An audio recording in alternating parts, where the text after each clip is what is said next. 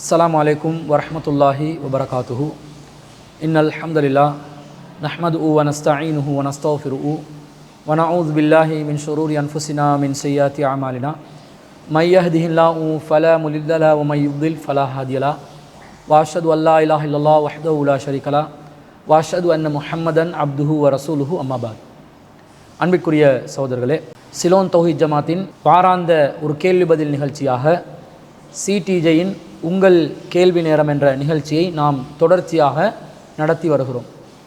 28வது தொடராக இன்று நாம் நடத்தக்கூடிய நிகழ்ச்சியில் பலரும் பலவிதமான கேள்விகளை கேட்டிருக்கிறார்கள். இன்ஷா அல்லாஹ் அவற்றுக்கு குர்ஆன் சுன்னா அடிப்படையிலே மார்க்க ரீதியான விளக்கங்களை வழங்குவதற்கு நாம் தயாராக இருக்கிறோம்.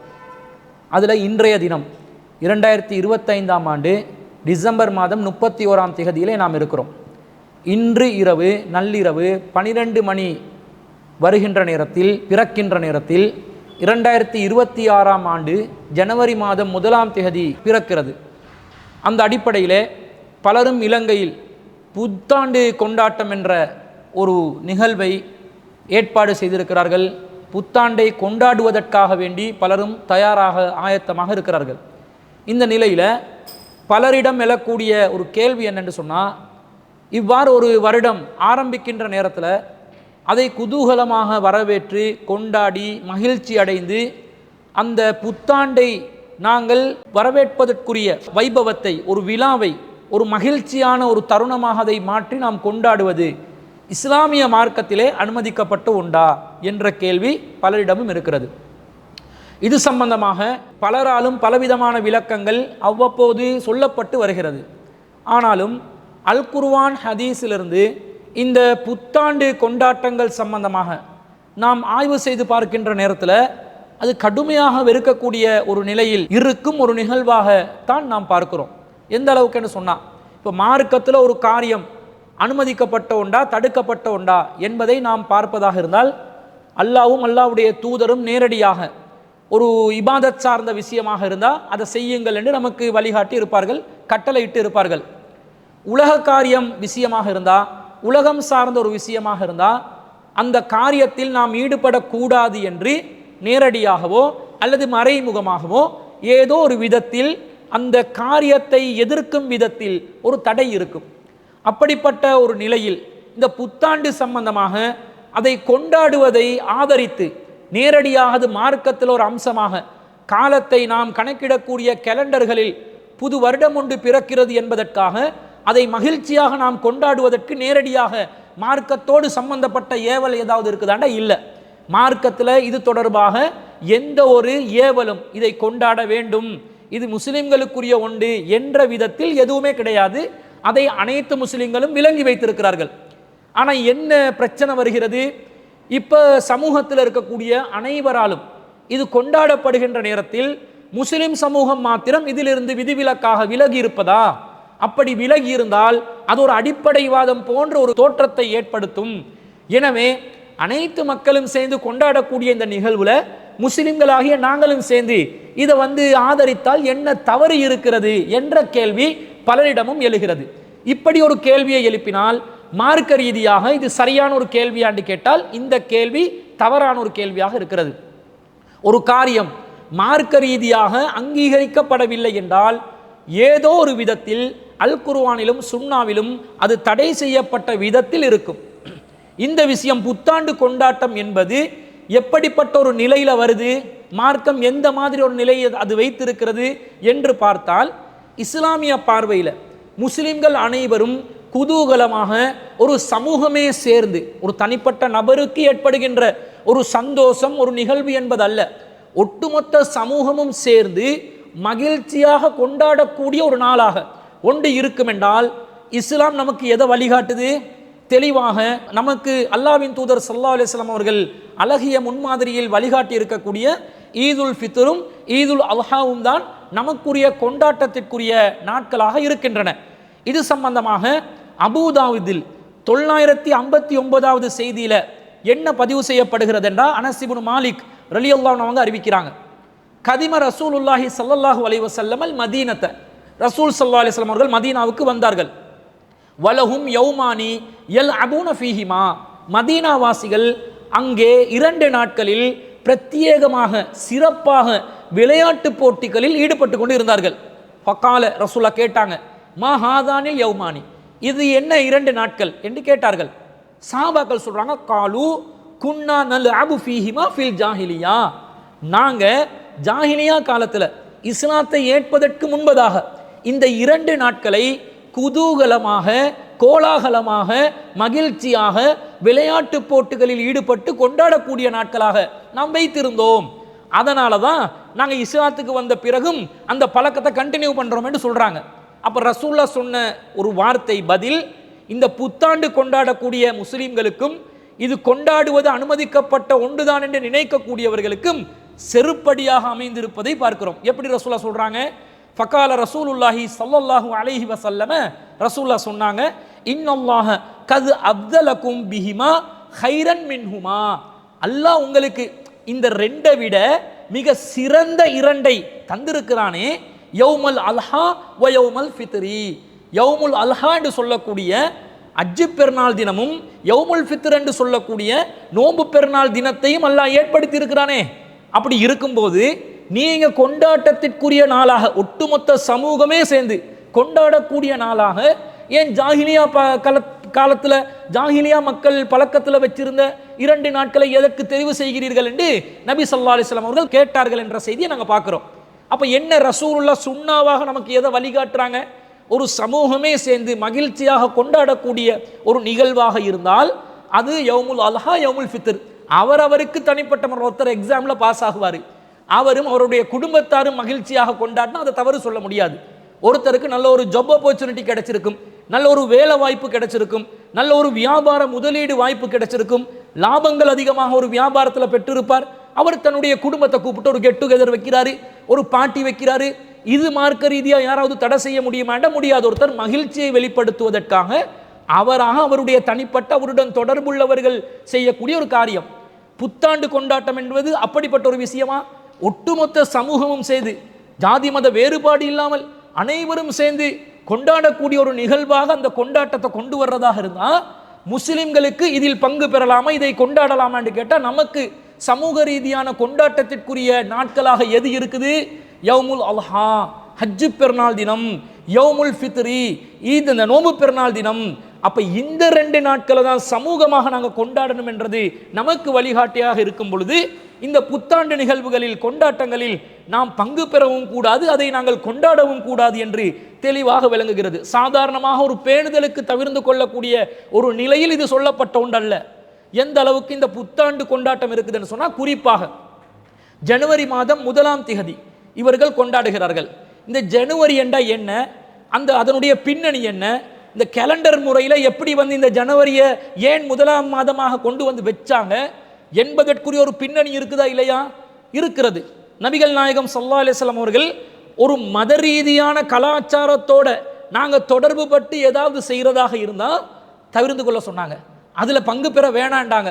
நாங்கள் பங்கு பெற்றால் மத ரீதியான கோட்பாடுகளோடு யார் செய்கிறார்களோ அவர்களுடைய கலாச்சாரங்களை நாங்கள் பின்பற்றினால் நாங்களும் அவர்களை சேர்ந்தவர்கள் என்று எச்சரிக்கை விடுத்திருக்கிறாங்க. எப்படி செய்தி வருதுண்டா, அப்துல்லா இப்னு உமர் ரலியல்லாஹு அன்ஹு அவர்கள் அறிவிக்கக்கூடிய செய்தி அபூதாவுதுல 3513வது செய்தியாக பதிவு செய்யப்படுகிறது. மன் தஸப்பஹ பிகௌமின் ஃபஹுவ மின்ஹும், யார் பிற மத கலாச்சாரங்களோடு மதம் சார்ந்த நிகழ்வுகளோடு ஒத்த நடக்கிறார்களோ ஃபஹுவ மின்ஹும், அவரும் அவர்களை சேர்ந்தவரே என்று ஒரு பயங்கரமான நம்முடைய இஸ்லாத்தை கேள்விக்குறியாக்கக்கூடிய விதத்தில் ஒரு எச்சரிக்கை விடுத்திருக்கிறார்கள். அத்தகைய நிலையில் இந்த புத்தாண்டு கொண்டாட்டம் இந்த விழாக்கள் இருக்கும் என்று சொன்னால் அதில் கலந்து கொள்ள முடியுமா? முடியவே முடியாது என்பது நாம் அனைவரும் தெளிவாக புரிந்து கொள்கிறோம். அப்போ இந்த ஜனவரி 1ஆம் திகதியினுடைய வரலாறு என்ன, பின்னணி என்ன, எப்படி உருவாக்கப்பட்டது என்று சொன்னால், இன்று ஜனவரி 1 என்றது மட்டும்தான் எங்களுக்கு தெரியும். இந்த ஜூலை மாதம் எப்படி வந்துச்சு, ஆகஸ்ட் மாதம் எப்படி வந்தது, இந்த மாதத்துடைய எண்ணிக்கைகள் எல்லாம் பெரிய குழப்பங்கள் வரலாற்று நடிகளும் இருக்கிறது. இஸ்லாம் தான் அதில் கூட ஒரு பிடிவாதமாக வருடத்துக்கு 12 மாதங்கள் என்று உறுதியாக சொல்கிறது. அது தனி விஷயம். இந்த ஜனவரி 1ஆம் தேதிக்கு என்ன ஆகுதுன்னு சொன்னால், பண்டைய ரோம காலத்தில் ரோம நாகரிகத்தில் ரோமர்கள் என்ன செய்தார்கள்? ஜனவரி மாதத்தை அவர்களுடைய நாட்காட்டியில் கேலண்டரில் 1ஆம் மாதமாக வைத்தார்கள். அதுக்கு பேரை வச்சாங்க ஜானஸ் என்று சொல்லக்கூடிய ரோமர் தெய்வத்தின் ஒரு பெயரை வைத்தார்கள். யாரு இந்த ஜானஸ்? ஜானஸுக்கு என்ன ஜனவரியில் வேலைன்னு கேட்டால், ஜானஸ் என்பவர் அவர்தான் பண்டைய ரோம மதத்தின் தெய்வம். அவருக்கு 2 முகம் இருக்கும். இப்போ ஈஸ்ட்டுக்கு ஒரு முகம், வெஸ்ட்டுக்கு ஒரு முகம், 2 திசையில் முகங்கள் 2 வச்சு அவரை அடையாளப்படுத்துவாங்க. என்னன்னு சொன்னால், பழைய ஆண்டில் நடந்த பலாய் முசீபத்துகள் எல்லாம் கழுவப்பட்டு போய் புதிய ஆண்டில் சௌபாக்கியம் கிடைக்க வேண்டும், சுபிட்சம் அடைய வேண்டும் என்ற அந்த புது முகம் உருவாக வேண்டும் என்பதற்காக அதை நமக்கு ஏற்படுத்தி தருகின்ற, ஆசீர்வாதத்தை வழங்குகின்ற நம்முடைய தெய்வம்தான் இந்த ஜானஸ் என்ற தெய்வம் என்ற அடிப்படையில் தான் புத்தாண்டு கொண்டாட்டத்தில் ஜானஸ் தெய்வத்தின் பேரை மாற்றம் செய்து ஜனவரி என்று மாதத்திற்குரிய ஒரு பேராக மாற்றி நாங்கள் புது வருஷத்துக்கு போகிறோம். பழைய வருஷத்தில் கஷ்ட நஷ்டங்கள் எல்லாம் நம்மளை விட்டு தொலைஞ்சி போகட்டும், புதிய வருஷத்தில் சுபிட்சங்கள் நமக்கு கிடைக்கட்டும், அதுக்கு ஜானஸ் தெய்வம் நமக்கு ஆசீர்வாதம் வழங்குவார் என்ற நம்பிக்கையில் தான் ஜனவரி மாதம் 1ஆம் திகதி புத்தாண்டு புது வருட கொண்டாட்டம் என்று ரோமர்கள் அவர்களுடைய மத வழிபாட்டாக, மத கலாச்சாரமாக செயல்படுத்தி வந்த உண்டு. பிற்காலத்தில் என்ன நடக்குது? ரோம மக்கள் அனைவரும் கிறிஸ்தவ மதத்தை ஏற்றுக்கொள்றாங்க, கிறிஸ்தவர்களாக மாறுறாங்க. கிறிஸ்தவர்களாக மாறினா என்ன செய்வாங்க? அந்த சமூகத்தில் எது கலாச்சாரமாக இருந்துச்சோ அது அவர்களுடைய மதத்தை மாற்றி கொண்டோம். நம்ம சமூகத்தினுடைய கலாச்சாரம் தானே, அதை பின்பற்றினா எதுவும் தவறு கிடையாது, நாம காலாகாலமாக செஞ்சு வந்தது தானே என்று சொல்லி அவர்களுடைய சமூகத்தில் ஏற்கனவே மத நம்பிக்கையாக இருந்த ஒன்றை கலாச்சாரமாக அவர்கள் எடுத்து கிறிஸ்தவர்களாக மாறினாலும் ஜானஸ் கடவுள ஜனவரி மாதம் 1ஆம் திகதியை விட்டு விடுவதற்கு அவர்களுடைய மனம் ஒப்புக்கொள்ளாத காரணத்தினால் அதை அப்படியே கடைப்பிடிச்சு வந்து காலப்போக்கில் காலனித்துவ ஆட்சி உலகம் பூராகவும் விஸ்தீர்ணப்படுத்தப்படுகிறது. கிறிஸ்தவர்களுடைய ஆதிக்கம் உலகம் முழுவதும் சென்றடைகிறது.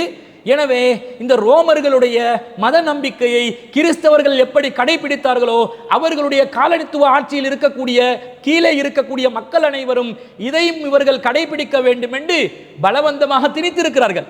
அப்படித்தானே எல்லாம் வந்துச்சு. இலங்கையில இருந்தாலும் சரி, இந்தியாவில் இருந்தாலும் சரி, எந்த நாடுகளை நீங்க எடுத்தாலும் சரி, அந்த மத ஆதிக்கம் எப்படி கொண்டு வரப்பட்டது என்பதை நாம் அனைவரும் வரலாற்று ரீதியாக பார்த்திருக்கிறோம்.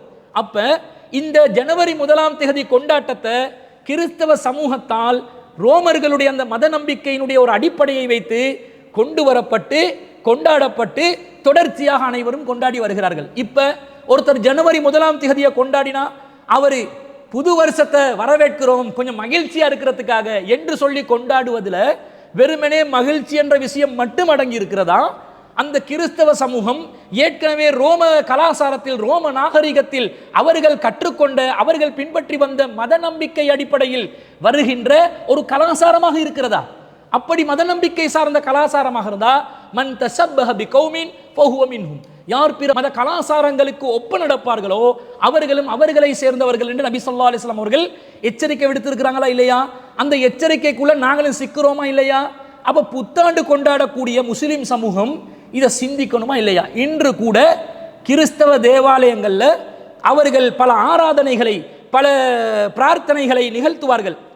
சிறப்பு ஆராதனையாக வாட்ஸ் நைட் சர்வீஸ் என்று வச்சிருப்பாங்க. வாட்ஸ் நைட் சர்வீஸ் என்ன? வாட்ஸ் நைட் சர்வீஸ் என்று சொன்னால், இந்த பழைய ஆண்டு இறைவனிடமிருந்து பழைய ஆண்டில் நமக்கு நிகழ்ந்த அனைத்து காரியங்களையும் இறைவனுக்கு, கர்த்தருக்கு ஒப்படைத்து விட்டு புதிய ஆண்டில் முழு ஆசீர்வாதத்துடன், கர்த்தருடைய முழு ஆசீர்வாதத்துடன், முழு சௌபாக்கியங்களோடு சுபிட்சமாக புத்தாண்டை நாம் வரவேற்பதற்கான பிரார்த்தனைகளில் அவர்கள் ஈடுபடுவார்கள். இப்போ மத ரீதியான ஒரு நம்பிக்கை இந்த கொண்டாட்டத்துக்குள்ள தொடர்ச்சியாக கடைபிடிக்கப்பட்டு வருகிறதா இல்லையா? ஜெபம் செய்வார்கள், பாடல்களை பாடுவார்கள், பைபிள்கள் வசனங்களை வாசிப்பார்கள், இன்னும் பல நிகழ்வுகளை, ஆராதனைகளை செய்துதான் புத்தாண்டை வரவேற்கிறார்கள். நம்ம ஆக்களுக்கு இதெல்லாம் விஷயமா? நம்ம ஆக்களுக்கு என்ன தேவை? ஜாலியாக பட்டாசை நாங்கள் பற்ற வைக்கணும், நாங்கள் ரத்திஞ்சா போடணும், சத்தம் கேட்கணும், டும் டொமார் டொமார்ன்னு சத்தம் கேட்டால் நமக்கு ரொம்ப குஷியாக இருக்கும். நெருப்பு பார்க்கணும், நெருப்பு பார்த்து நெருப்புற டிசைன் வரணும், நெருப்பாக இருந்தாலும் டிசைனாக வந்தால் ரசிக்கக்கூடிய மக்களாக மனிதர்களுடைய மனநிலையை பலர் மாற்றி இருக்கிறார்கள். அதை முஸ்லிம் சமூகமும் சேர்ந்து அதை அங்கீகரித்து இந்த புத்தாண்டு விழாக்களில், கொண்டாட்டங்களில் கலந்து கொண்டால் அது நியாயமாக இருக்குமா என்று கேட்டால் நியாயமாக இருக்காது.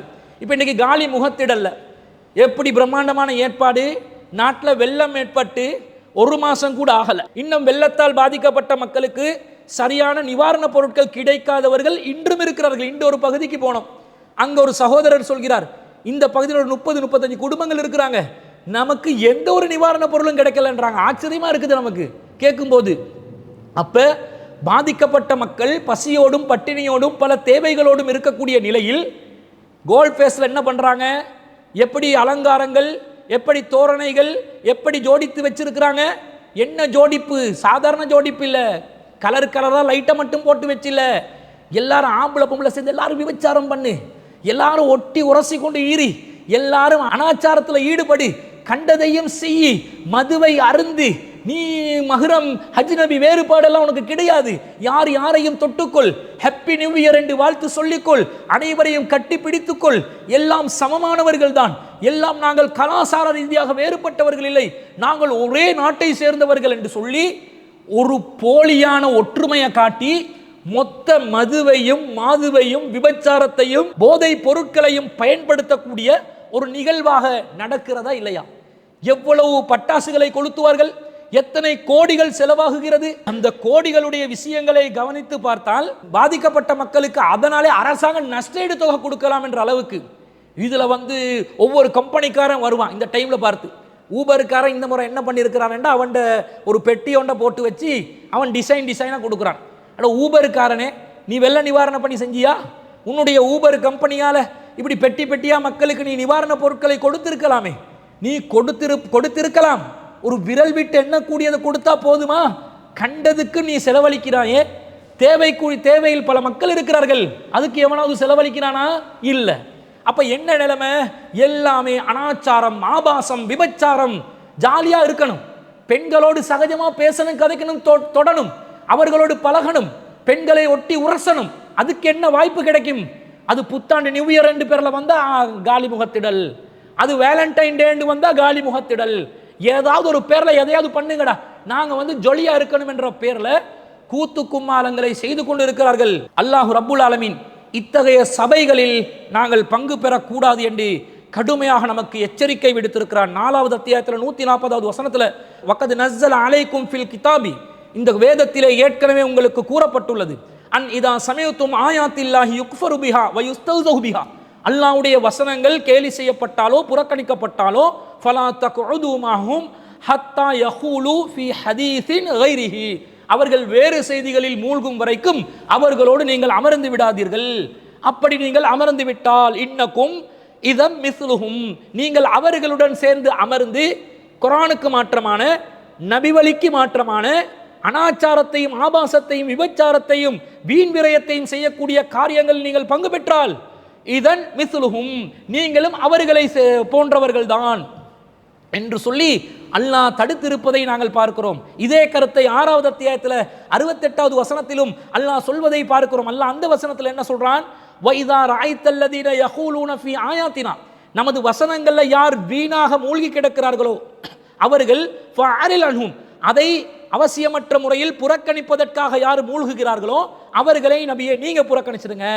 அத்தா யகூலு ஃபீ ஹதீஸின் கைரிஹி, அவர்கள் வேறு செய்திகளில் மூழ்கும் வரைக்கும். வமிம்மா யுன்சியன்னக ஷைத்தானு, ஷைத்தான் இதை உங்களுக்கு மறக்கடிக்க செய்து விடலாம். உலகம் என்று வருகின்ற நேரத்தில், சமூகம் என்று வருகின்ற நேரத்தில் கொஞ்சம் தானே, ஒரு half an hour தானே, ஒரு 2 மணித்தியாலம் தானே, கொஞ்சம் டிசைனா சத்தம் கேட்க போகுது, டிசைனா தீ எரிகிறதை நாங்கள் பார்க்க போகிறோம், இதனால் நமக்கு ஒரு கண்குளிர்ச்சி கிடைக்க போகிறது என்று நினைத்தால் அல்லாஹ் சொல்கிறான், வஇம்மா யுன்சியன்னக ஷைத்தான், ஷைத்தான் உங்களை மறக்கடிக்க செய்து விடலாம். மார்க்கத்தின் அடிப்படைகள், உசூல்கள், சட்டங்கள், கட்டளைகள், வழிகாட்டல்கள் உங்களுக்கு மறந்து போகலாம். அப்படி நிலை ஏற்பட்டால் ஃபலா தக்உத் பஅத ذிக்ரா, நினைவு வந்தவுடன் அவர்களுடன் அமராதீர்கள். மறந்து கூட அவர்கிட்ட நீங்க உட்கார்ந்தா அல்லாஹ் மறந்ததனால கூட மன்னிப்பான். நினைவோடு நீ உட்கார்ந்து விட்டால் நீ நல்லவன் இல்ல. உனக்கு நினைவு வந்தவுடன் அவர்களுடன் அமராதீர். அவர்கள் யாரு? மஅல் கௌமில் ஸாலிமீன், இந்த அநியாயத்தை செய்பவர்கள் எல்லாம் அநியாயக்காரர்கள் என்று அல்லாஹ் தஆலா சொல்கிறான். அப்ப இந்த மாதிரி நிகழ்வுகளில் முஸ்லிம்கள் பங்கு பெறக்கூடாது. இது மார்க்கத்தில் வழிகாட்டப்பட்ட ஒரு விஷயம் என்று எந்த அளவுக்கு பாரதூரமான நிலையில வழிகாட்டப்படுகிறது என்று சொன்னால், இது பிற மத கலாச்சாரமாக வருகிறது. இது வெறுமனே பழைய வருஷத்தை அனுப்பிவிட்டு புதிய வருஷத்தை வெல்கம் பண்ற ஒரு நிகழ்வு அல்ல. இது மத ரீதியான சடங்குகள் நிறைந்த பிற மத நம்பிக்கைகள் மாத்திரமல்ல, ஜானஸ் என்ற கடவுளுடைய ஆசீர்வாதத்தை பெறக்கூடிய, ஜானஸ் கடவுளை வழிபடக்கூடிய ஒரு கொண்டாட்டமாக இந்த புத்தாண்டு விழா அமைந்திருப்பதனால முஸ்லிம்கள் கண்டிப்பாக இதை புறக்கணிக்க வேண்டும், இதிலிருந்து தவிர்த்து கொள்ள வேண்டும், இதை முற்றிலும் முழுதாக முஸ்லிம்கள் தவிர்க்க வேண்டும் என்பதுதான் இஸ்லாத்தினுடைய நிலைப்பாடாக இருக்கிறது. இப்போ 1ஆம் தேதி காலையில் நியூஸ் பேப்பரை பாருங்க எல்லாரும், ஆக்சிடென்ட் வார்டில் ஆபத்து நடக்கக்கூடிய அந்த தகவல்கள் எல்லாம் அறிவிப்பாங்க. எந்த அளவுக்கு பல பேருடைய கைகள் இல்லாமல் போயிட்டு இருக்கும், பல பேருடைய கண்கள் இல்லாமல் போயிட்டு இருக்கும். நாளைக்கு காலையில் அறிக்கைகள் வரும். அறிக்கைகளை கூட சில பேர் என்ன செய்வாங்கன்னு சொன்னால் எடிட் பண்ணிடுவான், சரியான தகவலை சொல்ல மாட்டான். ஏன்னா அந்த கொண்டாட்டங்கள் செய்ய முடியாமல் போகுமா இல்லையா? நாளைக்கு இந்த பட்டாசு கொளுத்துவதனால் ஏற்படக்கூடிய விபரீதங்களுடைய அறிக்கை காலையில் பேப்பரில் பார்க்கலாம், அல்லது அடுத்த நாள் பேப்பரில் பார்க்கலாம். வரும், பல பேருடைய கைகள் இழந்து விட்டன, கண்கள் பார்வைகள் இழந்து விட்டன, பல பேர் இந்த பட்டாசு கொளுத்தியதனால் உயிரை இழந்து விட்டார். காசு நாசமாக்குற வேலை, காசை சாம்பலாக்குற வேலை, அநியாயமான காரியம், உயிர் ஆபத்தான காரியம். எவ்வளவு விஷயத்தில் இந்த புத்தாண்டு கொண்டாட்டம் தடுக்கப்படுது.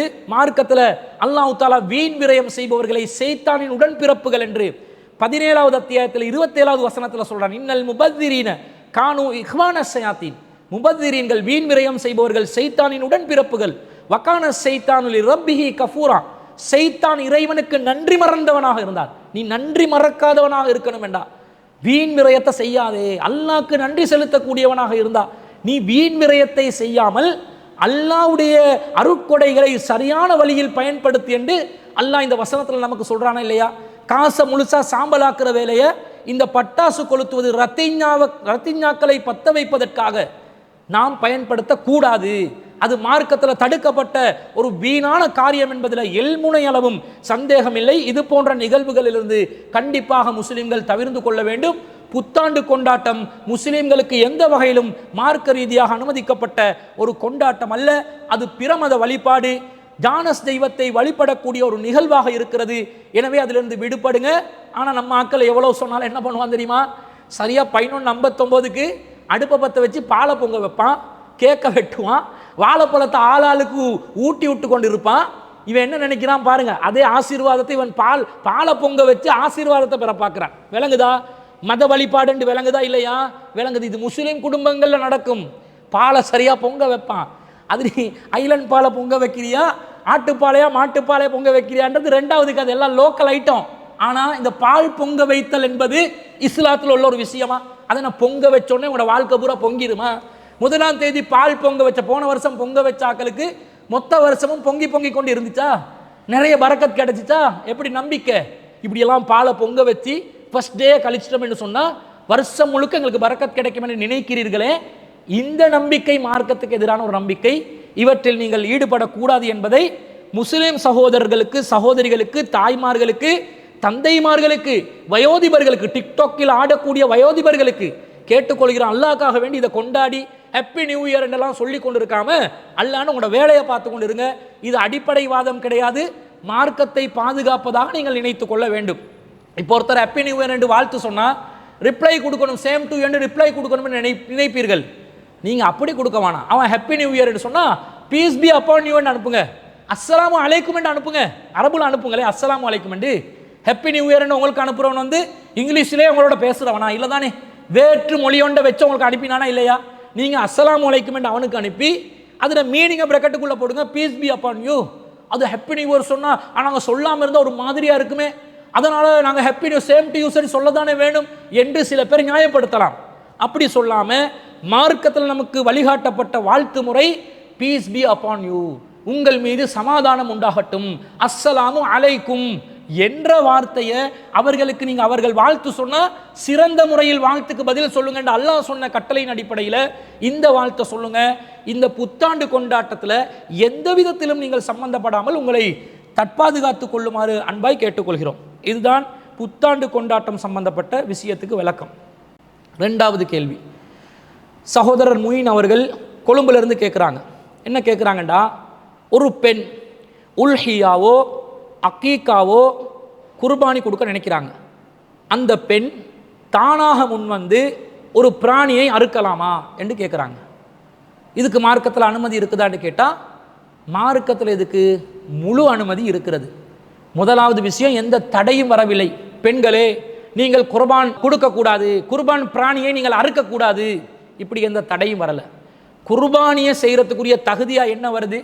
ஒருத்தர் அல்லாஹ்வை நம்பக்கூடியவராக இருந்தா, ரெண்டாவது அவர் பிஸ்மில்லாஹி அல்லாஹு அக்பர் என்று சொல்லி அறுக்கணும், மன வலிமை உள்ளவராக இருக்கணும். களத்தை அறுக்கிறதுக்கு பதிலாக வாள் அறுக்கிறவர் புத்தி சுயாதீனம் உள்ளவராக இருந்தால் அவர் என்ன செய்வார்? களத்தை அறுக்கிறதுக்கு பதிலாக வாழை போயிட்டு அறுத்துருவார்.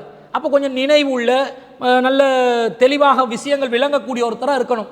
இதுதான் கண்டிஷனாக வருதே தவிர இவங்க பெண்களாக இருக்கக்கூடாது, ஆண்களாகத்தான் இருக்க வேண்டும் என்று எந்த நிபந்தனையும் வரவில்லை.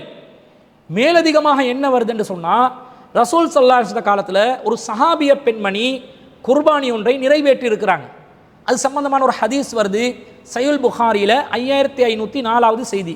கஅப் இப்னு மாலிக் ரலியல்லாஹு அன்ஹு அவங்க அறிவிக்கிறாங்க, அன்னம்ரஅத்தன் ذهبت ஷாத்தன் பிஹஜரின், ஒரு பெண்மணி கூர்மையான ஒரு கல்லை எடுத்து, கல்லொண்டை எடுத்து அறுத்திருக்கிறாங்க. கல்லை கூர்மையான முனையை வைத்து கொண்டால் கத்தி மாதிரி இருக்கும். ஒரு கூர்மையான கல்லால் ஒரு ஆட்டை அறுத்து விட்டார். அறுத்து அதை சமைச்சு கொண்டு விருந்தாக கொடுக்குறாங்க. ஃபசுஇல நபியு ஸல்லல்லாஹு அலைஹி வஸல்லம் அன்தாலிக, இது சம்பந்தமாக நபி ஸல்லல்லாஹு அலைஹி வஸல்லம் அவர்களிடம் விசாரிக்கப்படுகிறது. ஒரு பெண் அறுத்தாங்க, பரவாயில்லையா, சாப்பிடலாமான்னு கேட்குறாங்க. ரசூல் ஸல்லல்லாஹு அலைஹி சொல்கிறாங்க, ஃபஅமர பி அக்லிஹா, அதை சாப்பிடுமாறு நபிகள் நாயகம் ஸல்லல்லாஹு அலைஹி வஸல்லம் அவர்கள் உத்தரவிட்டார்கள் என்ற செய்தியை நாங்கள் தெளிவாக ஆதாரபூர்வமான செய்திகளில் பார்க்குறோம். அப்போ ஒரு பெண் ஒருவர் குர்பானி பிராணியை அறுப்பதற்கு மார்க்கத்தில் எந்த தடையும் இல்லை. நபி ஸல்லல்லாஹு அலைஹி வஸல்லம் அவர்கள் உல்ஹியா குர்பானை நிறைவேற்றும் போது அன்னை ஆயிஷா சித்திகா ரலியல்லாஹு அன்ஹா தான் கத்தி எல்லாத்தையும் தயாரித்து கொண்டாந்து கொடுப்பாங்க. அப்போ ஒத்துழைப்பும் கொடுத்துருக்குறாங்க. ஒத்துழைப்பும் கொடுக்கலாம். அவர்களாக நினைத்து குர்பான் கொடுத்தால் எந்த தப்பும் இல்லை. பெண்களுக்கு எந்த விஷயத்தில் மார்க்கம் தலையிட்டு இந்த காரியத்தில் பெண்கள் நீங்கள் ஈடுபடக்கூடாதுன்னு சொல்லுமோ, அது அல்லாத விஷயங்களில் ஆண்களுக்குரிய அனைத்து கட்டளைகளும் பெண்களுக்கும் மார்க்கத்தில் பொருந்தும் என்பது இஸ்லாத்துடைய பொதுவான உசூலாக இருக்கிறது. எனவே தாராளமாக ஒரு பெண் குர்பானி பிராணியை அறுக்கலாம் என்பதை நாங்கள் இதன் மூலம் விளங்கிக் கொள்கிறோம். அடுத்ததாக ஒரு கேள்வி, என்ன கேள்வி என்று சொன்னால், இது நல்ல ஒரு கேள்வி. ஒரு சகோதரி கேட்டிருக்கிறாங்க. எப்படி கேட்குறாங்கன்னு பாருங்க.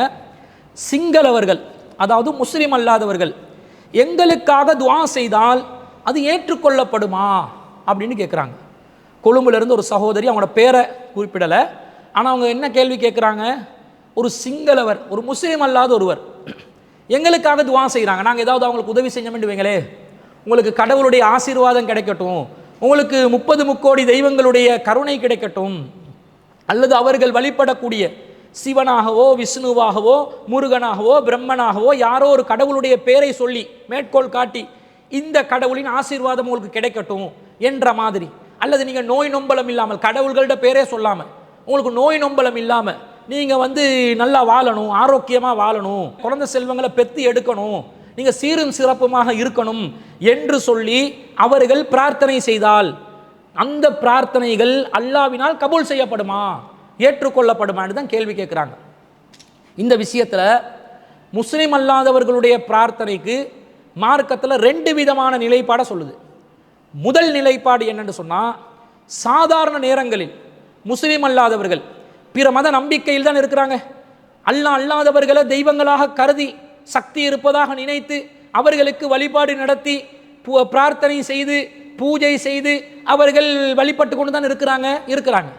இந்த நிலையில் இருக்கக்கூடிய ஒரு முஸ்லிம் அல்லாதவர் நமக்காக துஆ செய்தாலோ அல்லது அவங்களுக்காகவே அவங்க துஆ செய்தாலோ, அவங்களுக்காக அவங்க வணங்கக்கூடிய வழிபடக்கூடிய கடவுளிடம் துஆ கேட்குறாங்கன்னு வைங்க, அப்படி துஆ செய்தாலும், அல்லது அவங்க நாங்கள் வழிபடக்கூடிய ஒரே கடவுளான அல்லாவிடம் அவர்கள் கையேந்தி, அல்லாவே இந்த முஸ்லீம் சகோதரன் எனக்கு உதவி செஞ்சதுனால உங்களோட அந்த பக்தருக்கு நீங்கள் நிறைய கொடுத்துருங்க, அவங்கள ஆரோக்கியமாக வச்சிருங்கண்டு நம்முடைய இறைவன் அல்லாஹுவை, அவர்களுக்கு அல்லாத இறைவன், ஆனால் புரிஞ்சு கொள்றதுக்காக சொல்கிறேன், அவர்கள் வழிபடாத முஸ்லிம்கள் வழிபடக்கூடிய ஏக இறைவனாகிய அல்லாஹ் கிட்ட பிரார்த்தனை செஞ்சு அவர்கள் பிரார்த்தனைகளில் ஈடுபட்டாலும் அந்த காஃபிர்களுடைய பிரார்த்தனையின் நிலை என்ன தெரியுமா?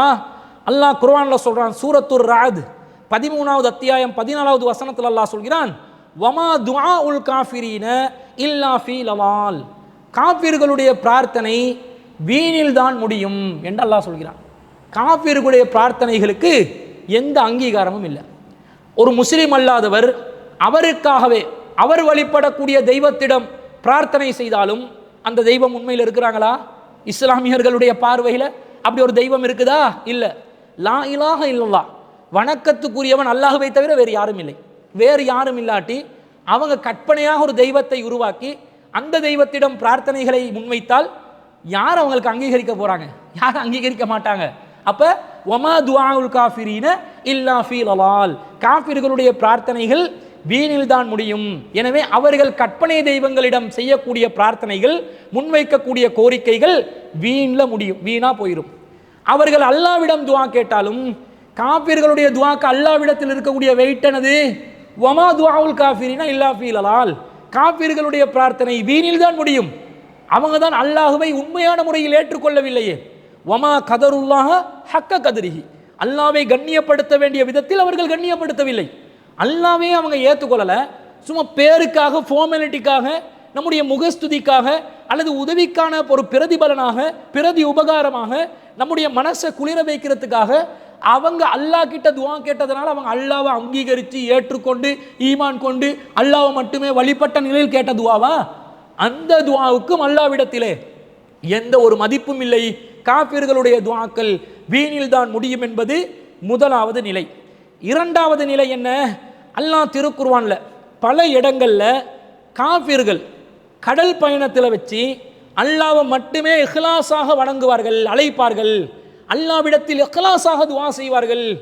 அவங்க வணங்கக்கூடிய கடவுள்கள் எல்லாம் மறந்துவிட்டு, அவர்கள் வணங்கி வந்த கடவுள்கள் தெய்வங்கள் எல்லாம் புறக்கணித்து விட்டு முஹ்லிஸீன லஹுத்தீன், வணக்கத்தை உள தூய்மையுடன் அல்லாவுக்கு மாத்திரம் உருத்தாக்கி அவர்கள் துஆ செய்வார்கள். அந்த நேரத்தில் அவர்களுடைய துஆக்களை ஏற்று அல்லாஹ் அவர்களை காப்பாற்றுகிறான் என்று அல்லாஹ் குர்ஆன்ல ஏராளமான இடங்கள்ல சொல்றான். சூரத்து யூனுஸ்ல 22, 23 ஆகிய வசனங்கள் அல்லாஹ் சொல்கிறான், ஹுவல்லதி யுஸய்யிருக்கும் ஃபில் பர்ரி வல் பஹர், கடலிலும் தரையிலும் அவனே உங்களை பயணம் செய்ய வைக்கிறான். ஹத்தா இதா குன்தும் ஃபில் ஃபுல்கி, நீங்கள் கப்பலில் இருக்கின்ற நேரத்தில் வஜரைன பிஹிம் பிரீஹின் தய்யிபா, அவர்களுக்கு மத்தியிலே ஒரு அழகான நல்ல காற்று வந்து வீசுகிறது. வ ஃபரிஹூ பிஹா, அதன் மூலம் மகிழ்ச்சியும் அடைகிறார்கள். ஜாஅத்ஹா ரீஹுன் ஆசிஃபுன், ஆனால் திடீரென்று அவர்களுக்கு எதிராக ஒரு கடுமையான புயல் காற்று வீசுகிறது. வஜாஹுமுல் மௌஜு மின் குல்லி மக்கானின், ஒவ்வொரு இடத்திலிருந்தும் அவர்களுக்கு எதிராக அலையும் வேகமாக அடிக்கிறது. இந்த நேரத்தில் வவன்னு அன்னஹும் உஹீத பிஹிம், தாங்கள் முற்றிலும் முழுதாக சுற்றி வளைக்கப்பட்டு விட்டோம் என்று காஃபிர்கள் நினைத்து விடுவார்கள். அந்த நேரத்தில் தஅவுல்லாஹ முஹ்லிஸீன லஹுத்தீன, அல்லாஹ்வுக்கு மாத்திரம் வணக்கங்களை உருத்தாக்கி அல்லாஹ்வை கலப்படம் இல்லாமல் அவர்கள் சுத்தமான முறையில் முஹ்லிஸீன் இஹ்லாஸாக 100% பியூராக அல்லாஹ்வை பிரார்த்தனை செய்வார்கள். அந்த நேரத்தில் அல்லாஹ் சொல்கிறான், லஇன் அன்ஜைதனா மின் ஹாதிஹி லனகூனன்ன மினஷ் ஷாகிரீன். அவங்க சொல்லுவாங்க, இறைவா இந்த வேதனையிலிருந்து எங்களை நீ பாதுகாத்தால் நாங்கள் நன்றியுள்ளவர்களாக ஆகுவோம் என்று சொல்வார்கள். ஃபலம்மா அஞ்சாகும், அல்லாஹ் அவர்களை காப்பாற்றிய பிறகு, அதாவது அவர்களுடைய பிரார்த்தனைகளை அல்லாஹ் அங்கீகரித்த பிறகு, இதாவும் யபூன ஃபில் அர்லி பிகைரில் ஹக்கி, எந்த ஒரு நியாயமும் இல்லாமல் பூமியிலே அவர்கள் வரம்பு மீறி நடந்து கொள்கிறார்கள் என்று அல்லாஹ் சொல்கிறான். அப்ப அல்லாஹ் இந்த இக்கட்டான நிலையில், நெருக்கதியில் இஹ்லாஸாக அவர்கள் வணங்கி வந்த கடவுள்களுடைய எண்ணங்களை எல்லாம் மறந்து எந்த கலப்படமும் இல்லாமல் மைண்டை பியூரா ஃப்ரெஷ்ஷா தூய்மையா வச்சு அல்லாஹ்வை மட்டுமே அழைத்து பிரார்த்திக்கின்ற நேரத்தில் அந்த கருணை நிறைந்த இறைவன் காஃபிர்ட துஆவுக்கும் ஆன்சர் பண்றான்னு வருது. சுப்ஹானல்லாஹ், அதுதான் நம்முடைய இறைவனின் கருணையின் உச்சம். ஆனா இவங்க நன்றி மறக்கிறாங்கன்ற செய்தியை குர்ஆன்ல ஏராளமான வசனங்கள் 10, 22, 23 இந்த வசனம், சூரத்துல் அன்கபூத் 29வது அத்தியாயம் 65, 66 ஆகிய வசனங்கள்ல ஃபைஸா ரகிபு ஃபில் ஃபுல்கி, அவர்கள் கப்பலில் ஏறி செல்லும் போது தஅவுல்லாஹ முஹ்லிஸீன லஹுத்தீன், அந்த கப்பல் பயணம் என்றது ஒரு சாதாரண பயணம் இல்லை. இன்று கூட கப்பல் பயணம் என்றது படு பயங்கரமான பயணம். கப்பல் பயணம் அந்த காலத்தில் 1400 வருஷங்களுக்கு முன்னாடி இந்த நிலை என்னண்டா ரொம்ப ஆபத்து நிறைந்த ஒரு நிலை. இன்னைக்கு நிறைய டெக்னாலஜி அது இது எல்லா ஏற்பாடுகளையும் வச்சு மோட்டார் அது இதை பண்ணி எதையாவது ஒன்றை செஞ்சு ஒரு கப்பலை மூழ்கடிக்காம கூட மூழ்க விடாம கூட பாதுகாக்கலாம். ஆனால் அப்படி பெருமிதம் கொண்ட பெருமை அடித்த டைட்டானிக் கூட மூழ்கியது. இந்த மாதிரி ஒரு பயங்கரமான டெக்னாலஜி இருக்கிற காலத்தில் கூட கப்பல் பயணம் என்பது பயங்கரமானது. அந்த நேரத்தில் இஹ்லாஸா தான் அல்லாஹ்வை கூப்பிடுவான். 4 திசையிலும் இருள் நிறைந்திருக்கும், தரை தென்படாது, தண்ணீர் தான் விளங்கும், அலை சத்தமும் அந்த அலையின் வேகமும் அலையின் ஓசையும் ரொம்ப ஒரு பயங்கரமான ஒரு சூழலை ஏற்படுத்தும். கடுமையான இருளை அவர்கள் சந்திப்பார்கள்.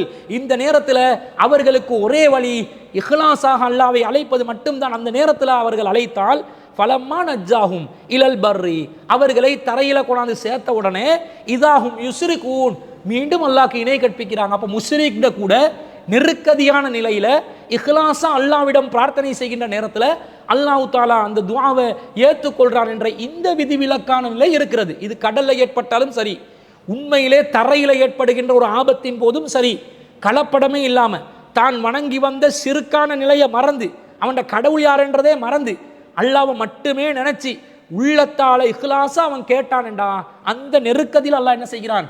காஃபிர்ட துஆவா இருந்தாலும் அல்லாஹ் அங்கீகரிக்கிறான் என்ற செய்தியை நாங்கள் இந்த வசனங்கள்ல இருந்து பார்க்கிறோம். இந்த கருத்து சூரத்துல் லுக்மான் 31வது அத்தியாயத்தில் 32வது வசனத்திலையும், சூரத்துல் அன்ஆம் 6வது அத்தியாயத்தில் 63, 64 ஆகிய வசனங்களிலும், சூரத்துல் இஸ்ரா அல்லது பனு இஸ்ராயில் 17வது அத்தியாயத்தில் 67வது வசனங்களிலும் இந்த செய்தியை நாங்கள் பார்க்கிறோம். இந்த வசனங்கள் எல்லாம் மக்கத்து காஃபிர்களுடைய நிலையை குறிக்கிறது. மக்கத்து காஃபிர்கள் அல்லாஹ்வை நம்பியவர்கள், ஆனால் ஷிர்க் செய்த நிலையில் நம்பியவர்கள்.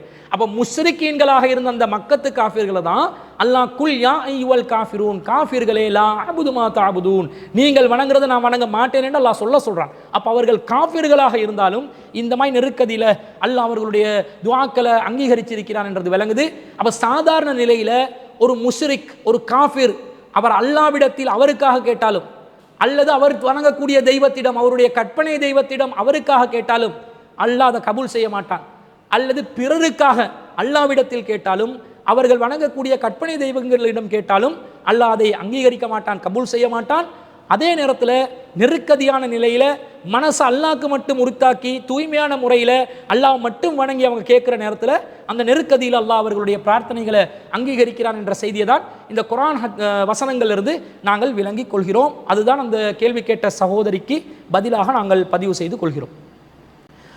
அடுத்ததாக மற்றும் ஒரு சகோதரி ஒரு கேள்வியை கேட்டிருக்கிறாங்க.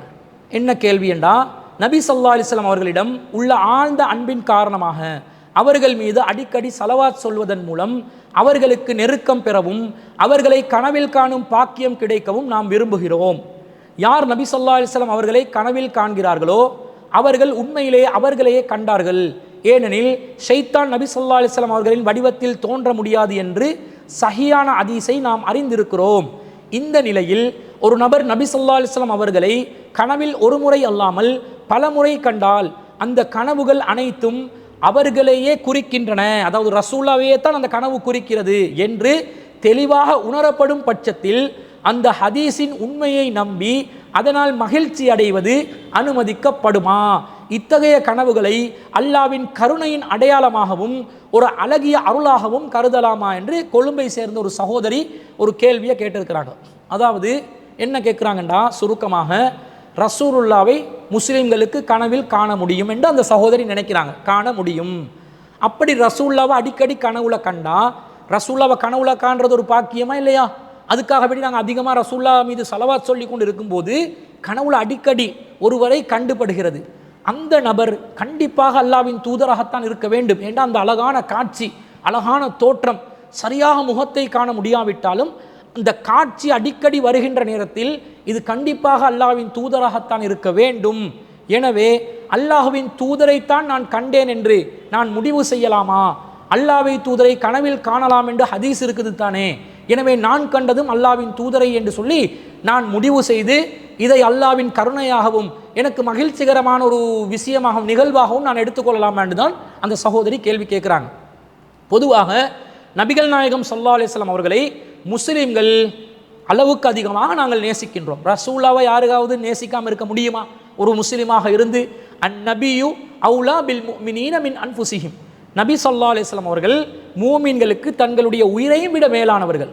ரசூலுல்லாவை ஈமான் கொள்ளாத வரைக்கும் நம்முடைய பிள்ளைகளை விட, பெற்றோர்களை விட, உலக மக்கள் அனைவரையும் விட நபிகள் நாயகம் ஸல்லல்லாஹு அலைஹி வஸல்லம் அவர்களை நேசிக்காத வரைக்கும் நாங்கள் மூமீன்களாகவே கருதப்பட மாட்டோம் என்று நபி ஸல்லல்லாஹு அலைஹி வஸல்லம் சொல்றாங்க. அப்ப ரசூலுல்லாஹ் மீது நேசம், ஹுப்புன் நபி ஸல்லல்லாஹு அலைஹி வஸல்லம் என்பது, நபிகளார் மீது நேசம் வைப்பது என்பது ஒவ்வொரு முஸ்லிமின் மீது ஒரு கட்டாய கடமையாக இருக்கிறது. அதற்காக வேண்டி ஹுப்புன் நபி என்ற பேர்ல மௌலித் வரிகளை பாடுவதும், திக்ருகளை வைத்துக் கொள்வதும், ரசூலுல்லாவை கனவுல காண்றதுக்கான ஏற்பாடுகளை செய்து தருகிறோம் என்று சில மகான்கள், சேகுநாயங்கள், அவுலியாக்கள் சொன்ன வழிமுறைகள் என்ற பேரில் ஏதாவது ஒன்று செய்வார்கள் என்று சொன்னால் அது மார்க்கத்தின் வழிகாட்டல் அல்ல.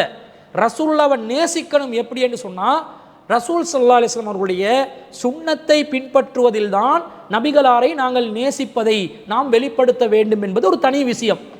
குறித்த சகோதரி என்ன கேட்குறாங்க, நாங்கள் ரசூலுல்லாஹ் மீது இவ்வளோ நேசம் வைக்கிறோம் தானே, ரசூலுல்லாவை கனவுல காண்ற அந்த பாக்கியம் நமக்கு கிடைக்காதா, அந்த வாய்ப்பு நமக்கு இல்லையா? இப்போ ரசூலுல்லாவை இவ்வளோ நேசிக்கிற, ரசூலுல்லாவுடைய ஒவ்வொரு அசைவுகளையும் அணு அணுவாக பின்பற்ற வேண்டும் என்று நினைக்கக்கூடிய ஒரு முஸ்லிமுக்கு ரசூலுல்லாவுடைய வாழ்க்கையில் ரசூலுல்லாஹ் எப்படி வாழ்ந்தாங்க, அந்த முகம், பரிசுத்தமான அந்த முகம் எப்படி இருந்தது, ரசூலுல்லாவுடைய அந்த தோற்றம் எப்படி இருந்தது என்பதை விளங்கிக் கொள்வதற்கு, நேரடியாக பார்த்து கொள்வதற்கு, கனவின் மூலமாக கூட அதை விளங்கிக் கொள்வதற்கு, கண்டு கொள்வதற்கு ஒரு வாய்ப்பு கிடைத்தால் அது உண்மையிலே ஒரு மகிழ்ச்சிகரமான ஒரு விஷயம் என்று அனைத்து முஸ்லிம்களும் நினைப்பார்கள். வாஸ்தவம் தான். ஆனால் அந்த சகோதரி குறிப்பிட்ட ஹதீஸில் ரசூலுல்லாவை கனவில் பார்க்கலாம் என்ற மாதிரி ஒரு கருத்து இருப்பதாக அவர்கள் குறிப்பிட்டார்களே, அப்படிதான் அந்த ஹதீஸில் இருக்கிறதா? சஹீஹ் புகாரியில 6197வது ஹதீஸை அபூ ஹுரைரா ரலியல்லாஹு அன்ஹு அவர்கள் அறிவிக்கிறார்கள். ரசூலுல்லாஹ் என்ன சொன்னாங்க? சம்மு பிஸ்மி, என்னுடைய பெயரை நீங்கள் உங்களுடைய பெயராக வச்சுக்கோங்க, முகமது என்ற பெயரை வைக்க சொல்லி ரசூலுல்லாஹ் வலியுறுத்தி இருக்கிறாங்க. வலா தக்தனு பி குன்யதி, என்னுடைய குன்யத்தை வைக்காதீங்க, அபுல் காசிம் என்ற என்னுடைய சிறப்பு பெயரை நீங்கள் வைத்துக் கொள்ளாதீர்கள். வமன் ரஆனி ஃபில் மனாமி, இதுதான் சப்ஜெக்ட். வமன் ரஆனி ஃபில் மனாமி, யார் என்னை கனவில் காண்கிறாரோ, ஃபகது ரஆனி, அவர் என்னைத்தான் கனவில் கண்டிருக்கிறார். ஃபஇன்ன ஷைத்தான லா யதமஸ்ஸலு ஃபீ சூரதி, ஏனென்றால் ஷைத்தான் எனது தோற்றத்தில் காட்சியளிக்க மாட்டான் என்று நபி ஸல்லல்லாஹு அலைஹி வஸல்லம் அவர்கள் சொன்னதாக ஆதாரபூர்வமான செய்தியாக இந்த செய்தி பதிவு செய்யப்பட்டிருக்கிறது. இந்த செய்தியில் என்ன வருது? யாராவது ஒருவர் நபிகள் நாயகம் ஸல்லல்லாஹு அலைஹி வஸல்லம் அவர்களை கனவில் கண்டால் ரசூலுல்லாவை தான் கண்டாங்க. ஏனா ஷைத்தான் ரசூலுல்லாவுடைய தோற்றத்தில் பேரை சொல்லி அல்ல, ரசூலுல்லாவுடைய தோற்றத்தில் இதா முஹம்மது ஆகிய நான் வந்து விட்டேன் என்று சொல்லி ஷைத்தான் என்ன செய்ய மாட்டான்? ரசூலுல்லாவுடைய தோற்றத்தை ஷைத்தான் எடுத்து வரமாட்டான் என்று சொல்லி இந்த ஹதீஸ் சொல்வதனால கனவுல ஒருத்தர் நான் தான் அல்லாஹ்வின் தூதர் முஹம்மத் என்று அறிவித்தால் அது கண்டிப்பாக அல்லாஹ்வின் தூதர் தான் என்ற கருத்தை ஒரு சிலர் விளக்கம் அளிக்கிறார்கள். சில உலமாக்கள் மிம்பர் மேடைகளில் கூட இந்த நபிமொழிக்கு இந்த விளக்கத்தை பகிரங்கமாக கொடுத்திருக்கிறார்கள். உலமா சபையை சேர்ந்தவர்கள் கூட இந்த கருத்தில் தான் இருக்கிறார்கள். பல சுன்னத் ஜமாத்தை சேர்ந்த ஆலிம்கள் கூட இந்த கருத்தை தான் பிரச்சாரம் செய்கிறார்கள். ஆனால் இது சரியான கருத்தா? இந்த ஹதீஸ் மட்டும் இருந்தால் இந்த கருத்து தான் சரி. ஆனால் இந்த ஹதீஸ் மட்டும்தான் இப்படி வருதா? இல்லை, வேறு அறிவிப்புகளும் கனவு சம்பந்தமாக வருகிறது. என்ன வருகிறது? நபி ஸல்லல்லாஹு அலைஹி வஸல்லம் அதே சஹீஹ் புகாரியில 6993வது செய்தியில சொல்றாங்க, மன் ரஆனி ஃபில் மனாமி, யார் ஒருவர் என்னை கனவில் காண்கிறாரோ, ஃபஸ யரானி ஃபில் யக்லதி, அவர் விழிப்பிலும் என்னை காண்பார் என்று நபி ஸல்லல்லாஹு அலைஹி வஸல்லம் சொல்லிட்டு, வலா யதமஸ்ஸலு ஷைத்தானு பி, ஷைத்தான் எனது தோற்றத்தில் காட்சி அளிக்க மாட்டான் என்று ரசூலுல்லாஹ் சொல்றாங்க. அப்ப யார் என்னை கனவில் கண்டாரோ அவர் என்னைத்தான் கண்டார் என்பதோடு நிறுத்தி கொள்ளாம என்ன சேர்த்துக்கொள்ளணும்? யார் என்னை கனவில் கண்டாரோ அவர் என்னைத்தான் கண்டார், மேலும் அவர் விழித்தவுடன், கனவு கண்டுட்டு தூங்கி முடிஞ்சு முழிச்சு கொள்வாங்களே, விழித்தவுடன் அந்த நாளில் என்னை அவர் நேரடியாகவே கண்டுவிடுவார். என்னை நேரடியாக கண்டு கொள்வதற்கான அந்த பாக்கியத்தை ஒரு மூமினுக்கு அல்லாஹ் வழங்குவதாக இருந்தா ஒரு சின்ன ப்ரெடிக்ஷன், ஒரு முன்னறிவிப்பு என்ன தெரியுமா? ரசூலுல்லாஹ் கனவுல காட்சி அளிப்பாங்க. கனவுல காட்சி அளிச்சோன்னே, ஓ நான் அல்லாஹ்வின் தூதரை கனவில் கண்டு விட்டேனே, அப்படி என்றால் இன்னைக்கு நாள்ல நான் ரசூலுல்லாஹ்வை நேரடியாக மீட் பண்ண போறேன், எனக்கு அந்த வாய்ப்பு கிடைக்க போகுது என்றுதான் அந்த செய்திக்கு அர்த்தம். இவங்க என்ன பண்ணிட்டாங்க? கனவுல கண்டா ரசூலாவை தான் கண்டதாக ரசூலா சொல்லிட்டாங்க, அதோட நிறுத்துவது நபி வழியை பாதி அளவில் உள்ள உண்மையை சொல்வதாகத்தான் வரும். மீதி உண்மை என்ன? யாரு கனவுல கண்டாங்களோ ரசூலாவை தான் கண்டேன்னு கன்ஃபார்ம் ஆனால், கன்ஃபார்ம் பண்றது சம்பந்தமா நான் இப்ப பேசுறேன், எப்படி கன்ஃபார்ம் பண்றது. ரசூலாவை தான் நாங்கள் கண்டோம் என்றது முடிவானால் என்ன அடுத்த சருத்து என்ன ஹதீஸ்ல? ஃபஸ யரானி, அவர் எதிர்காலத்தில், ஃபஸ என்ற வார்த்தை வந்தாலே எதிர்காலத்தை குறிக்கிறது. ஃபஸ யரானி, அவர் எதிர்காலத்தில், அந்த அடுத்த செகண்டில், அந்த நாளில், அடுத்த கணத்தில், அல்லது அந்த நாளில் அடுத்த நொடிகளில், அடுத்த மணித்தியாலங்களில், அடுத்த நேரத்தில், ஃபில் யக்லதி, அவர் விழிப்பிலும் என்னை கண்டு கொள்வார். அப்ப கனவுல கண்டவர் ரசூலுல்லாஹ்வை நேரடியாக காண்ற வாய்ப்பை பெற்றுக்கொள்வார் என்று ஹதீஸ் சொல்வதாக இருந்தா, ஹதீஸுக்கு எப்படி நாங்கள் தஅவீல் செய்யணும், எப்படி நாங்கள் விளக்கம் கொடுக்கணும்? ரசூலுல்லாஹ்வுடைய காலத்தில் தான் ரசூலுல்லாஹ்வை நேரடியாக சந்திப்பதற்கு வாய்ப்பு இருக்கிறது. ரசூலுல்லாஹ்வை நேரடியாக சந்திப்பதற்கு வாய்ப்பு இருப்பவர்களுக்கு தான் ரசூலுல்லாஹ் கனவில் காட்சி அளிப்பது சம்பந்தமாக பேசி இருக்கிறார்கள் என்று தானே அர்த்தம். இந்த காலத்தில் நாங்கள் ரசூலுல்லாஹ்வை கண்டதாகவே ஒரு வாதத்திற்கு வைத்துக் கொள்வோம். ரசூலோட தோற்றம் என்னென்றே தெரியும். முதல்ல ஒருத்தரை நான் கனவுல கண்டேன் என்று சொல்றதா இருந்தா முதல்ல அவரை நினைவுல கண்டிருக்கணுமா இல்லையா? நான் ஒரு அப்துல் ரஹீமை கனவுல கண்டேன் என்று சொன்னா அந்த அப்துல் ரஹீமை நான் நினைவுல கண்டிருக்கணுமா இல்லையா? அப்போதான் கனவுல அப்துல் ரஹீம் என்னமோ கிளை நிர்வாகம் சம்பந்தமா பேசி கொண்டு இருந்தாருன்னு எனக்கு விளங்கும். இல்லாட்டி யார் அவர் அப்துல் ரஹீம் என்றவரை யாரென்றே நான் கண்டதே இல்லை. அவர் கனவுல வந்தாராம், ஏதோ பேசிக்கொண்டு இருந்தாராம், இவர் தான் வந்தாருன்னு நான் எதை வச்சு முடிவு செய்வேன்? முன்கூட்டியே ஒருவரை நான் கண்டு இருந்தால்தான் கனவில் வரும்போது இன்னார் தான் கனவில் வந்தார் என்றது எனக்கு விளங்கும். இப்ப ரசூலுல்லாஹ்வுடைய காலத்துக்கு அப்பால, ரசூலுல்லாஹ்வுடைய காலத்துக்கு பிறகு வாழ்ந்த மக்கள் ரசூலுல்லாஹ்வை நேரடியாக கண்டிருக்கிறாங்களா? இல்ல. ரசூலுல்லாஹ்வை நேரடியாக காணாம கனவுல வந்தது அல்லாஹ்வின் தூதர் தான் என்று எதை வைத்து முடிவு செய்வது? சமாயிலு திர்மிதியை வச்சா முடிவு செய்வது? அதுல ரசூலுல்லாஹ்வுடைய நேர்முக வர்ணனை இருக்கிறது. நேர்முக வர்ணனையில இருக்கின்ற அங்கு அடையாளங்களை வைத்து இது அல்லாஹ்வின் தூதர் என்று அப்படி முடிவு செய்யலாமா? அப்படி முடிவு செய்வதாக ஒரு வாதத்துக்கு வைத்து கொண்டால் அப்படி முடிவு செய்ய இயலாது. ஏனென்றால் சில பேர் ரசூலுல்லாஹ்வை கனவுல கண்டதா சொல்லுவாங்க. ரசூலுல்லாஹ்வை கனவுல கண்டோம், வெள்ளேரென்று தாடியோட வந்தாருன்னு சொல்லுவாங்க. ரசூலுல்லாஹ்வுடைய தாடியில 14 நரைத்த முடிகள் தான் இருந்தன என்று ஹதீஸுகள்ல வரும். இவர் வெள்ளேரென்று தாடியில கண்டா மௌத்தா போயிட்டு 1400 வருஷமா பழுத்து இருக்கும் என்று சொல்ல வர்றாரா? என்ன சொல்ல வர்றாங்க? அப்ப புருடா விடுறது, பொய்யை உட்டடிச்சு ரசூலுல்லாஹ்வை கனவுல கண்டதாக காட்டினால்தான் அவங்க சமூகத்தில் அந்தஸ்து மிக்கவர்களாக தங்களை காட்டிக்கொள்ள முடியும் என்பதற்காக வேண்டி இதை ஒரு தனக்கு கிடைத்த ஒரு அருளாக, ஒரு பாக்கியமாக, ஒரு நியமத்தாக மக்கள் மத்தியிலே காட்ட பார்க்கிறாங்க.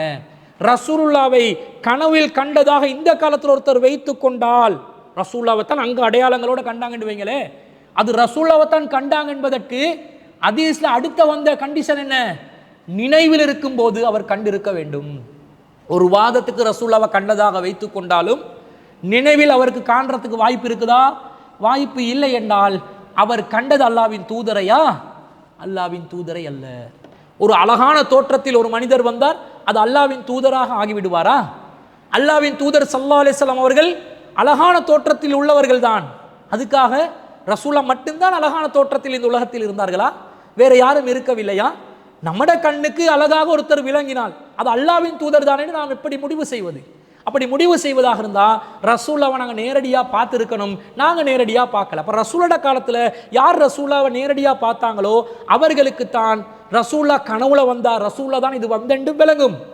பிறகு அவர்கள் விழித்தவுடன் அந்த நாளிலோ மறுநாளிலோ ரசூலுல்லாஹ்வை நேரடியாக பார்க்கக்கூடிய அந்த வாய்ப்பையும் அவர்கள் பெற்றுக்கொள்வார்கள் என்ற செய்தியைத்தான் இந்த செய்தி சொல்லுது.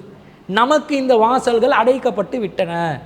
ரசூலுல்லாஹ்வை கனவில் காண்பதனால் நமக்கு பாக்கியங்கள் கிடைப்பதாக நினைப்பதுதான் ரசூலுல்லாஹ்வை கனவுல காண்றதுக்கு முயற்சி செய்பவர்கள் அந்த முயற்சிக்கான காரணமாக இருக்கிறது. ரசூலுல்லாஹ்வை கனவுல கண்டதனால நமக்கு ஏதாவது அருள் கிடைக்கும் என்று அல்லாஹ் குர்ஆன்ல எங்கேயாவது சொல்லியிருக்கிறானா? ரசூலுல்லாஹ் ஹதீஸ்ல எங்கேயாவது சொல்லியிருக்கிறாங்களா? என்னை கனவில் கண்டால் உங்களுக்கு அருள் கிடைத்து விடும், நீங்க சொர்க்கவாசி ஆகிருவீங்க, நீங்க பாக்கியம் பெற்றவங்களா ஆகிருவீங்க என்று ரசூலுல்லாஹ் எங்கேயாவது சொல்லி இருக்கிறாங்களா? சொல்லி இல்லை. அப்ப என்ன அர்த்தம்? அப்படி கனவுல பார்த்ததுனால அதற்காக வேண்டி நமக்கு கிடைக்கிற ஒரே சிறப்பு விழித்தவுடன் பார்ப்பதுதான், காண்பதுதான். அதை விட்டு அல்லாஹ்வுடைய அருளோ அல்லாஹ்வுடைய மக்ஃபிரத்தோ அதனூடாக கிடைக்கும் என்பதல்ல. காரணம், ரசூலுல்லாஹ்வை நேரடியாகவே கண் முன்னாடியே பல வருட காலமாக பார்த்த அபூஜஹலுக்கு எந்த பாக்கியமும் கிடைக்கவில்லை.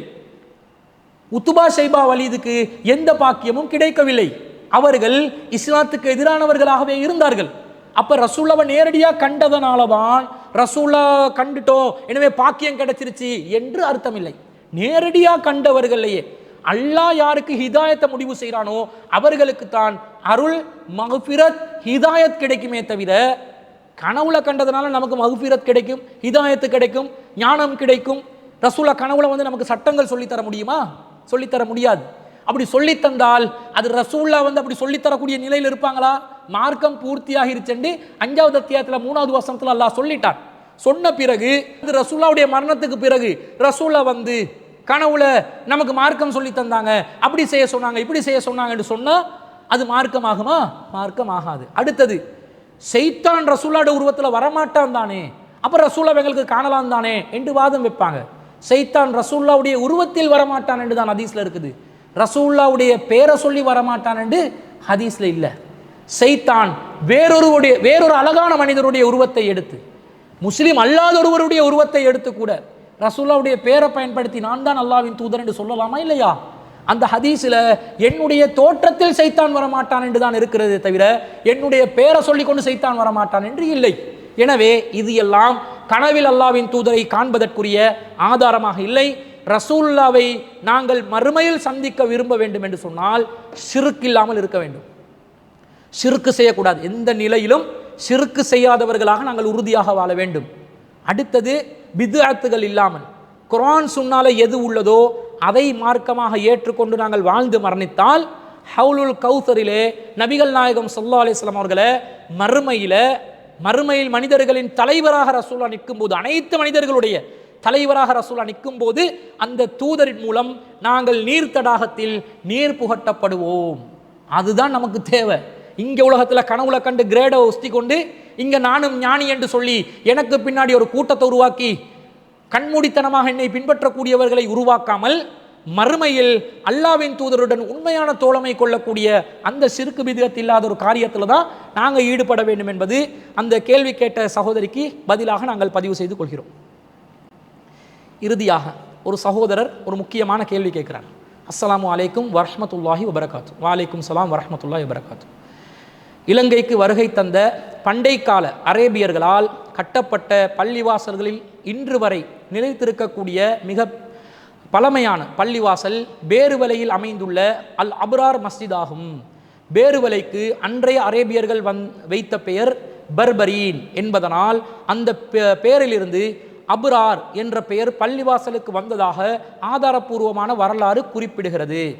தற்போது இந்த பள்ளிவாசலில் ஒருவர் அடக்கம் செய்யப்பட்டு தர்காவாக மாற்றப்பட்டுள்ளதுடன் இஸ்லாமிய விரோத செயல்பாடுகளும் நடைபெறுகின்றன. விஸ்தரிப்பு சிக்கல். குறித்த பள்ளிவாசல் கடந்த சில தசாப்தங்களுக்கு முன்னர் பரப்பளவில் விஸ்தரிக்கப்பட்டது. பள்ளிக்கு பின்புறமாக ஊர் பொது மையவாடி கபறுகள் இருப்பதனால் விஸ்தரிப்பு நடவடிக்கையின் போது மையவாடியின் ஒரு பகுதி கபறுகளும் பள்ளிவாசலின் தொழும் பகுதியாக தொழுகை வரிசைகளாக உள்வாங்கப்பட்டு உள்ளன. மார்க்க விளக்கம் தேவைப்படும் முக்கிய 2 கேள்விகள். ஒன்று, கபறுகளுக்கு மேலால் அல்லது தடுப்புகள் இன்றி கபறுகளை முன்னோக்கி தொழக்கூடாது என்ற மார்க்க சட்டத்தின் அடிப்படையில் குறித்த பள்ளிவாசலில் கபறுகள் உள்வாங்கப்பட்ட விஸ்தரிப்பு பகுதியில் தொழுவது கூடாதா? அதாவது பள்ளி விஸ்தரிப்புல கபறு மையவாடி ஒன்றும் பள்ளிவாசலாக உள்வாங்கி இருக்கிறாங்க, இதில் தொழக்கூடாதான்னு கேட்குறாரு. 2வது, குறித்த பள்ளிவாசல் நிர்வாகத்தினர் இஸ்லாமிய விரோத செயற்பாடுகளை நீக்கி தூய இஸ்லாத்தின் படி பள்ளியை இயக்க முன்வந்தாலும் மேலே குறிப்பிட்ட கபறுகள் உள்வாங்கப்பட்டு உள்ள காரணத்தினால் எந்த காலத்திலும் குறித்த பள்ளிவாசலில் தொழுவது கூடாதா என்று சகோதரர் சாபித் துல்ஃபிகார் என்பவர் பேருவலையிலிருந்து கேட்டிருக்கிறார். ஒரு முக்கியமான கேள்விதான். மஸ்ஜிதுல் அப்ரார் சம்பந்தமாக ஒரு கேள்வி கேட்டிருக்கிறாங்க. அதில் பின்னணி சம்பந்தமாக சொன்ன செய்திகளுக்கு அந்த சகோதரர் தான் பொறுப்பு. அந்த சகோதரர் சொன்ன தகவலின் அடிப்படையிலிருந்து அந்த கேள்விகளுக்கான பதில்களை பார்ப்போம். பொதுவாக ஒரு தர்கா இருக்கக்கூடிய நிலையில், ஒரு ஜியாரம் இருக்கக்கூடிய நிலையில், அந்த ஜியாரத்தை பேஸ்மெண்ட்டாக கொண்டு அடிப்படையாக கொண்டு ஒரு பள்ளிவாசல் எழுப்பப்பட்டிருந்தால் அந்த மாதிரி ஒரு பள்ளிவாசலில் எந்த காரணத்தை கொண்டும் நம்ம தொழ முடியாது. ஏனெண்டா பேஸ்மெண்ட் எழுப்பப்பட்டிருக்கிறது, அது பள்ளிவாசல் ஆக்கப்பட்டதே அந்த கபரால தான், அந்த தர்காவால தான், அந்த ஜியாரத்தால தான் என்று சொன்னால், அப்படிப்பட்ட பள்ளிவாசல்கள் அல்லாஹுவின் பார்வையில் பள்ளிவாசல்களாக இருக்க முடியாது. மஸ்ஜிதுல் அப்ரார் அந்த தர்கா கட்டப்பட்ட அந்த தர்காவின் பின்னணியில் தான் பள்ளிவாசல் கட்டப்பட்டுச்சா இல்லையான்றது அந்த சகோதரர்கள் தெளிவாக குறிப்பிட்டில்லை. அப்படி அந்த தர்காவின் அடிப்படையில் தான் பள்ளிவாசலே எழுப்பப்பட்டிருக்கும் என்றால், அப்படிப்பட்ட நிலையில் இருந்தால் அந்த பள்ளியில் தொழ முடியாது. ஆனால் நான் அறிந்த வகையில் பள்ளிவாசலுக்கு தர்கா உள்நுழைக்கப்பட்டதாகத்தான் நான் அறிந்திருக்கிறேன். அந்த ஒரு நிலை இருந்தால் அதுக்கு தனி சட்டம் இருக்குது. அப்போ பள்ளிவாசல் உண்டு தர்காவின் அத்திவாரத்திலிருந்து எழுப்பப்படுமே, ஆனால் அத்தகைய பள்ளிவாசல்களில் தொழலாமான்னு கேட்டால் தொழ முடியாது, அது பள்ளிவாசலே இல்லை. அல்லாஹ்வின் தூதர் ஸல்லல்லாஹு அலைஹி வஸல்லம் அவங்க சொல்கிற செய்தி புகாரியில் 435வது செய்தியாக வருது. அன்னை ஆயிஷா ரலியல்லாஹு அன்ஹா அவர்களும் அப்துல்லா இப்னு அப்பாஸ் ரலியல்லாஹு அன்ஹு அவங்களும் அறிவிக்கிறாங்க, லஅனத்துல்லாஹி அலல் யஹூதி வன் நஸாரா இத்தஹது குபூர் அன்பியாஹி மசாஜித்.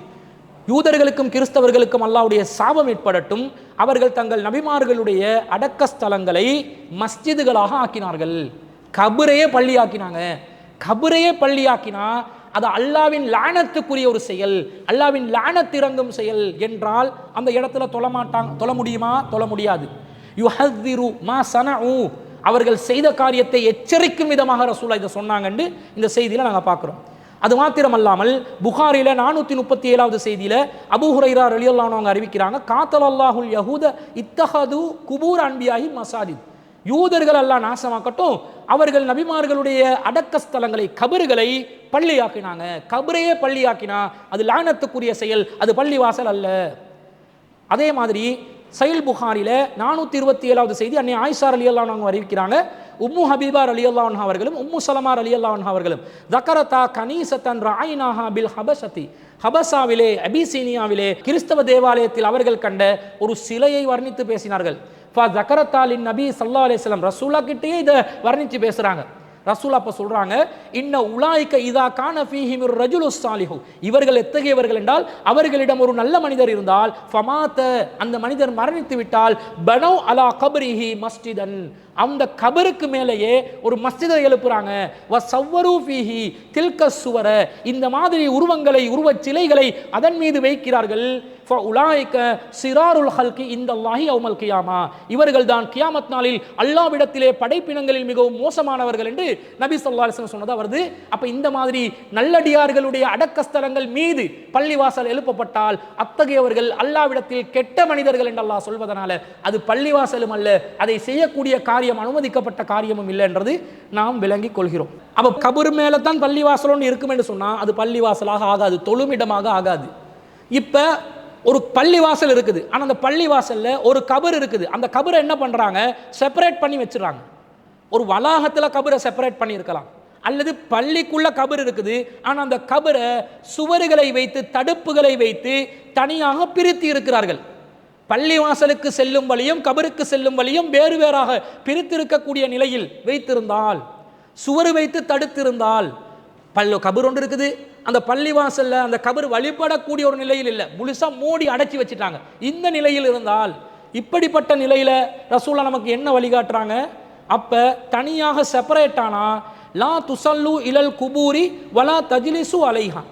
சஹீஹ் முஸ்லிம்ல 1769வது செய்தியில அபூ மர்சத் அவர்கள் அறிவிக்கிறார்கள், அல்லாஹ்வின் தூதர் ஸல்லல்லாஹு அலைஹி சொல்றாங்க, அடக்க ஸ்தலங்களை கபறுகளை நோக்கி தொழாதீர்கள்.